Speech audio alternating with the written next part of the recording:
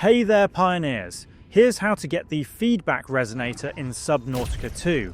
To get the feedback resonator upgrade for your sonic resonator, start from the research outpost, located about 1,300 meters east of your life pod. From there, head 105 degrees on your compass and keep swimming straight until you reach the alien power plant. Swim toward the plant's central pillar and follow it down to the Angel Comb below. From there, follow the Angel Comb's route that extends to the northeast. When you reach the end of the route, look to the east and you'll spot a glowing cavern. Swim inside and you'll find a silver deposit. There you'll see the first feedback resonator fragment lying on the ground. Pull out your scanner and scan it. Next, leave the cave and face north.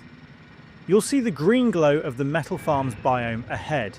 From there, turn right and swim behind the line of metal farms while heading northeast. Try to stay below 400 meters to reduce the chances of encountering the Collector Leviathan patrolling above.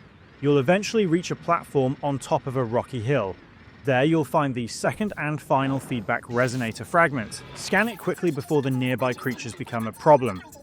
Once you've unlocked the blueprint, return to your base and craft the feedback resonator at a modification station using your sonic resonator, 2 enameled glass, 2 conduit crystals, and 2 strontium.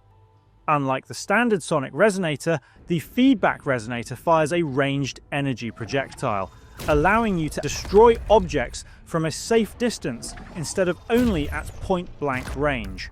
And that's all of it. If this video helped, please leave a like or comment and subscribe to the channel for more straightforward guides. Thanks for stopping by, and see you in the next side quest.